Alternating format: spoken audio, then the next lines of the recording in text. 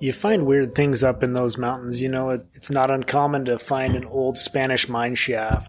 My granddad had a lot of places that he showed my dad with Spanish writing and signs on trees. That's Nate Davidson and Chris Hamilton Iamone talking about some of the strange things they've seen in the Uinta Mountains. Sometimes you stumble upon those things when you're walking around hunting or hiking, and it kind of blows your mind when you find it. Like a lot of people in Wyoming's Bridger Valley, I'd also heard the legends and stories that Spanish miners had found gold in the nearby Uintas. At first, I didn't really believe them or give much thought to them, especially when the stories were accompanied by the mother of all Uinta gold legends, the Lost Roads Mine. Supposedly the Lost Roads Mine and other mines of that type were in that area. The Rhodes Mine is a legendary lost mine that was supposedly so full of gold, or treasure, or both, that it could have paid off the national debt back in the 1800s, around the time it is believed to have been shown to a Mormon pioneer. It wasn't until I actually started to do more research about these stories of Spanish gold and a man named Thomas Rhodes that I found out that one of the ill-fated expeditions to find that mine was distantly connected to a guy who I had known since 2015. I come from a background of people who've spent a lot of time in the mountains. Nate Davidson there is the great-great-great-great-grandson of a man who barely made it out of the Uintas with his life when gold, or fool's gold, was found by the party he was with and a gunfight started. To my ancestors, I think they look at that as a very unsavory experience to have had. It's too bad we lost that to history.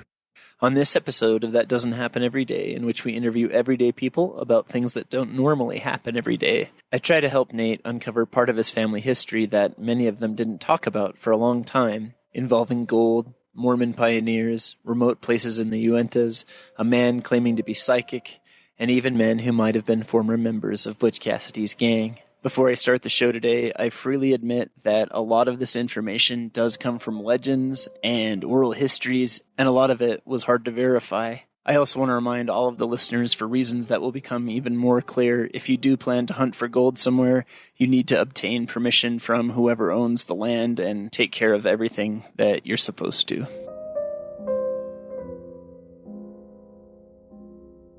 Vildu, vildu, vildu, vildu, vildu, kuma vimi ovengu. That's Nate's great-great-great-great-grandfather, Amasi Alonzo Davidson, singing a Danish children's song.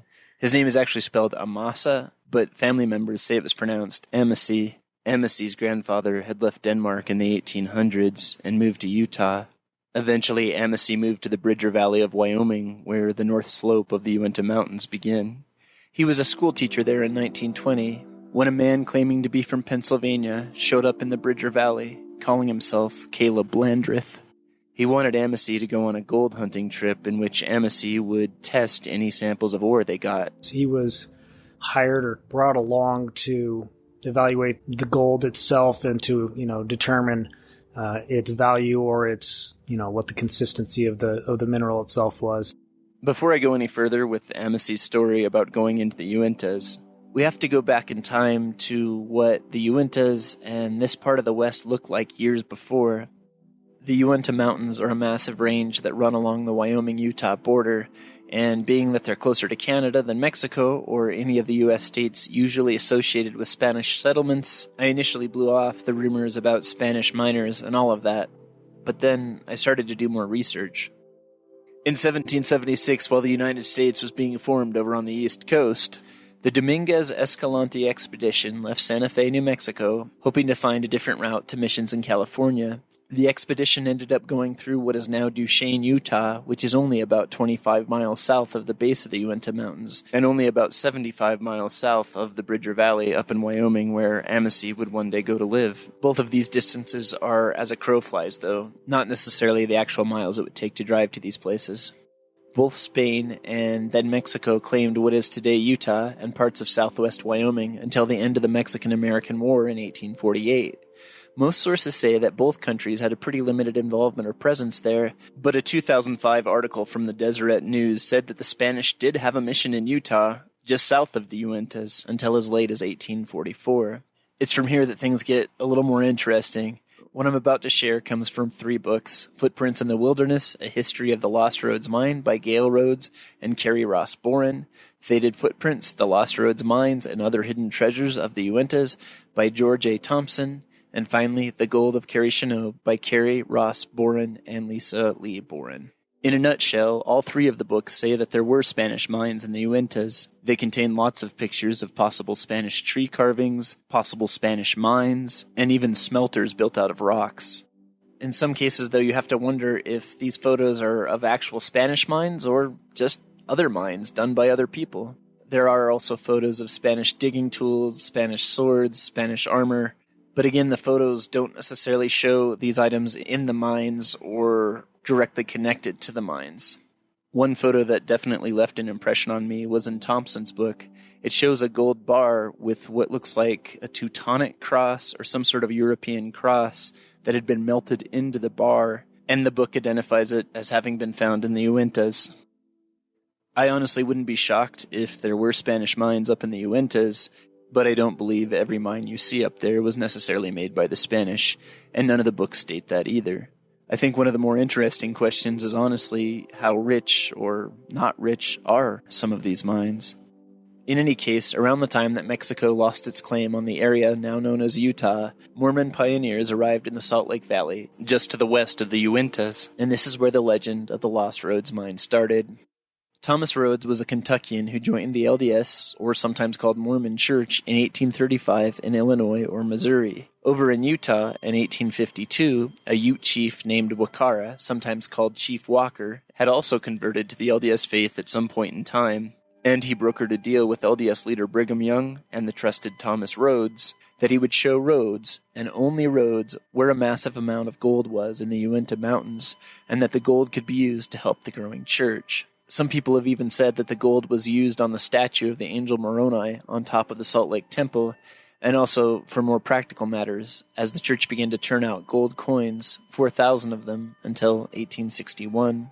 Many believe Thomas Rhodes' lost mine is what the Borens call in their book Carrie Chenot, I hope I'm saying that right, a sacred mine where several natives and Spaniards are buried in chambers as big as multi-story houses, with multiple tunnels and vast amounts of gold. Many believe Rhodes not only had access to this mine to help his church, but possibly several other mines that didn't have the notoriety or apparent sacredness. Some say he might have found these mines after he discovered a map among a group of Mexican miners who had been killed by natives. I do want to point out that I have not found any official statements from any of the past or current leadership of the LDS Church confirming or denying this story about gold given to Mormon pioneers by Chief Wakara. Regardless of how many mines might have been or still are in the Uintas, this is where we go back to that story about Amasai Alonzo Davidson over in southwest Wyoming in 1920. When I started this project, I put out feelers for anyone who knew anything about Amasai and found out that Nate, this guy I'd sort of known for years, is one of his descendants. We kind of look back on these times as the golden days where anything could happen, anybody could get rich with a single discovery of gold. I bring a copy of Rhodes and Boren's Footprints in the Wilderness over to Nate's house and share what it says about his great-great-great-great-grandfather. No, I've never heard the whole thing. Like I had said, the man claiming to be from Pennsylvania, Landreth, really wanted Amasai to go with him up into the mountains. However, Amasai didn't want to go. Landreth, he basically said he knew where this gold was because he had a vision of sorts. Like he could picture the spot clearly in his mind on this mountain where this gold was. And so he felt like he could go right to it. This weird premise for a gold hunt might have been part of the reason why Amasai didn't want to go up into the mountains. But also the fact that Landreth had invited 11 other men to come, and according to the authors, Rhodes and Boren, he really didn't like the look of them. In fact, it's believed that some of the men who had been recruited on this expedition had been known members of Butch Cassidy's gang, the Wild Bunch. It's unclear if Amasai actually knew about these guys' history, or if they just came off like outlaws and he didn't feel comfortable around them. Landreth wanted Amasai to go so bad that he approached him again, this time without his entourage of possible former outlaws, and handed Amasai a deck of sealed playing cards, instructing him to break the seal. According to Ross and Boren, Landreth told Amasai that hearts and diamonds were good omens of love and riches, while spades and clubs were trouble. Amasai and his wife drew 12 cards, and all of them came up as hearts and diamonds. If this whole thing sounds weird to you, it sounds weird to me too. It's possible that this thing with the cards never happened, and that what really happened was this large gang of men was on Amossy's mind, and perhaps when Landreth approached him again, he told him it would be to his benefit and his safety, as well as that of his family, to go with these guys. That is just speculation on my part, though. The Rhodes and Boren book said that Amossy requested to go unarmed, which even now, most people, if they were going up into the mountains with a big group of people they didn't trust, probably wouldn't waive the option to have a gun. Maybe Amossy knew about the past of these guys, but thought that if he didn't have a gun while he was out with them, he would appear as innocent, perhaps being coerced to go in the first place. It's also possible that maybe he wanted to have a gun, but was told by Landreth and the other guys not to bring one. I really don't know. But I know Amossy was apprehensive about going and reluctantly went along anyway. The weirdness about Landreth continued on into the next day when Amossy showed up to ride out with these guys, and Landreth insisted on being blindfolded. He drew a map, added an X to it, and said that would be where they'd camp, and that a deceased Indian princess known as Raven Camp was guiding them. The group traveled southwest to Fort Bridger and then on into Utah. They made camp at the spot where Longworth had marked an X on the map and found good fishing and feed for their horses. Something else that was creepy was that Landreth was said to be able to look at members of his group and tell things about them that no one else knew. Apparently he even said that one of the men with them had killed a child, cut up the child, and put the little boy or girl in a barrel. I don't even know what to say about that, but we'll talk about that more in a minute. The next morning, Landreth repeated the blindfold ritual and drew another map, saying that around sunset they would reach an old cabin. They headed further south, and sure enough, they came upon a cabin. Amossy even had a camera with him and took a picture of the old cabin. In looking at the route into the Uintas, the photos that Amossy took, and the information in Rhodes and Boren's book, the place where this cabin was, or possibly still is, does correlate with a location you can still find on maps of northeastern Utah. According to Rhodes and Boren's book, that night, Amossy had a growing sense of unease, and the next morning, after breakfast, Landreth announced that the spirit of Raven Camp wanted him to start a church using all the gold they found. This went against the previously agreed-upon idea of completely equal shares. However, Landreth was permitted to put on his blindfold, and this time he couldn't apparently get inspiration on where to look for the gold at that spot, so everyone just set out looking for the gold without help from Raven Camp or anybody. However, Amossy and two other Bridger Valley men were told to stay in camp, and one of these possible outlaws was left behind to guard them to make sure they didn't leave. Apparently, over the course of the day, alone with his three captives, this unknown possible outlaw began to feel bad, and he even gave Amossy one of his pistols. When the treasure hunters returned, they told the party leader that they hadn't found anything, but one of the group insisted on searching them, which resulted in a treasure hunter being shot. Gold was found on the wounded treasure hunter, but when the bleeding man was asked where he found it, he swore at them and then was shot again, this time fatally. It would seem to be horrible judgment to shoot someone who just said they found this mine that is incredibly hard to find, but according to the book, that's what happened. Amossy was ordered to test that gold that had been found, but said his findings indicated it was fool's gold. It's unclear if it really was fool's gold, or if maybe he said it was fool's gold because the other members of the party would be less likely to kill him if there was no real value in what was up there and no need for secrecy or having to split shares or anything like that. However, the group was suspicious of his finding and wanted to shoot him next, but the men who wanted to shoot him were shot by other members of the party. With the firefight breaking out, Amossy was able to escape, along with the other men from the Bridger Valley. They eventually made it home, I think on foot, and the third man who was with them, he was the camp cook. He actually died eventually from a gunshot wound to his groin that had occurred that day. My ancestor Amossy, I know he lived to tell about it and found his way back to town, but never really spoke about it again. And it was looked at as a point of he felt ashamed that he had taken part in that in that expedition. The puzzling part or the great mystery of it is I don't think anyone ever realized or remembers or wants to talk about at least where those gold nuggets went. The Rhodes Boren book says that the nugget that might have been fool's gold ended up at the University of Wyoming's mining school.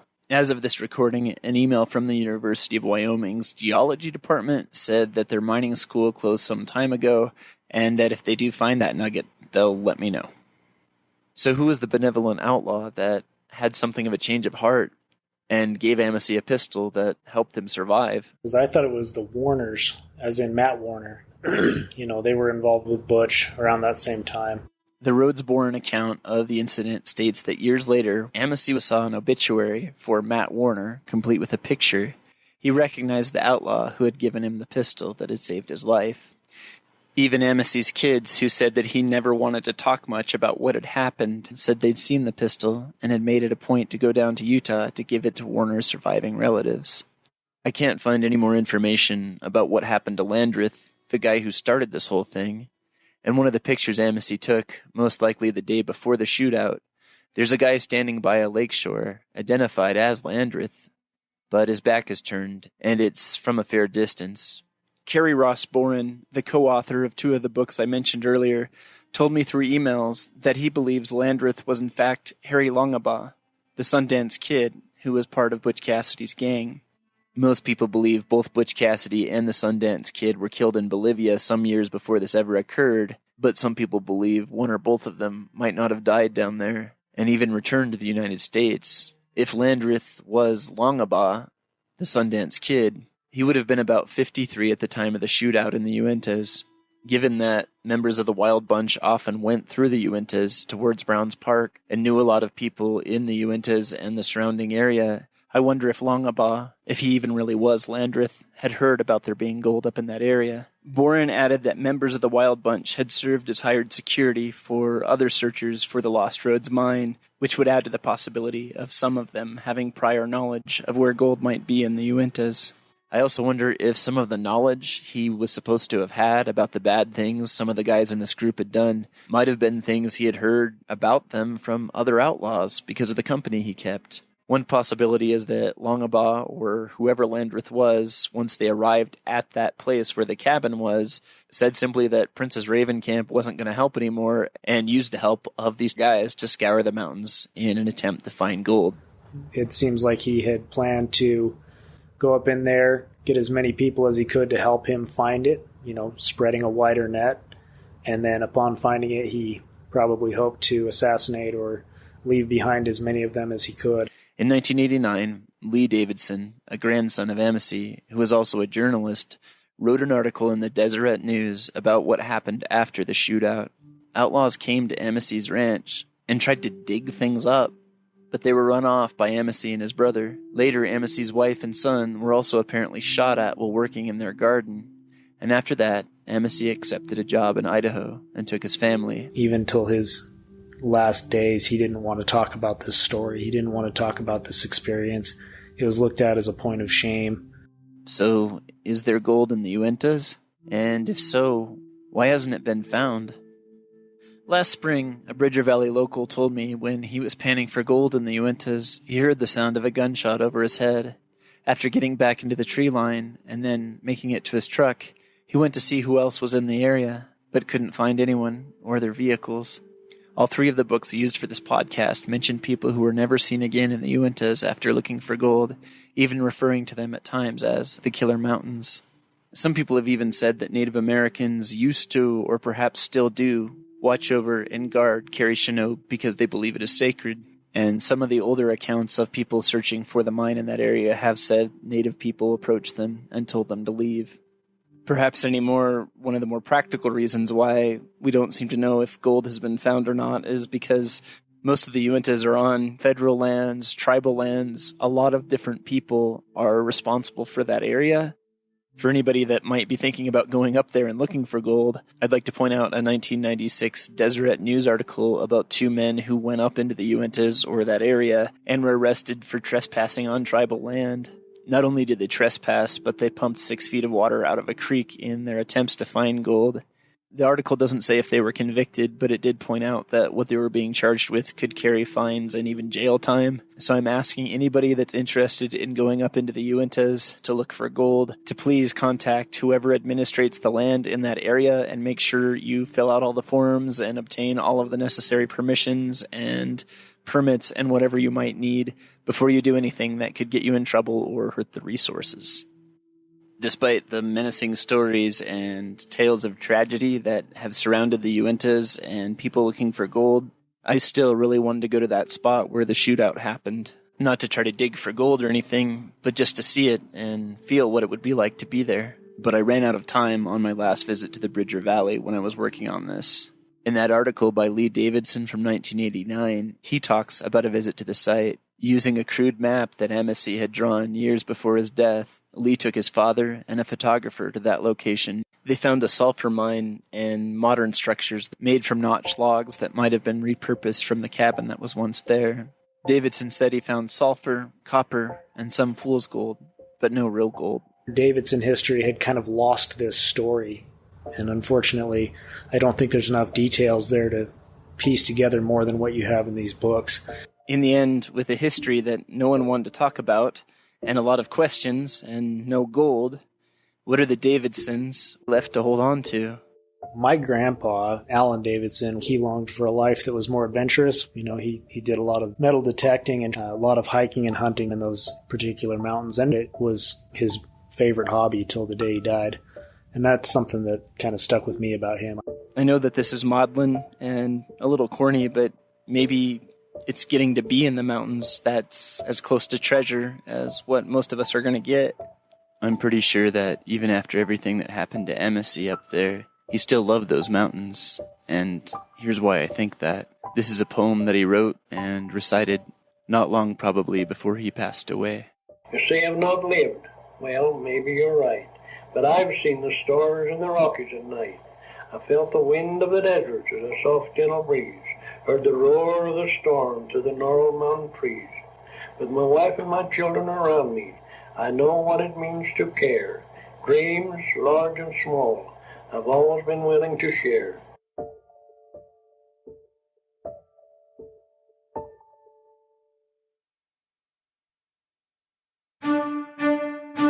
I wanted to thank Nate Davidson and Chris Hamilton-Iamone for being on the show today. I've cited all of the books and other sources I've used for the show in the show's description today. Again, if you do for some reason go into the Uintas to look for gold, please make sure to talk to all of the necessary agencies or groups or private parties that you need to get permission from. If a man approaches you saying he has a dream about where you can find gold in the Uintas or anywhere, maybe just say no, especially if he pulls out a deck of cards. Thank you very much for listening. If you enjoyed this episode, please share it with someone, and I hope to have another one to you in about 2 weeks.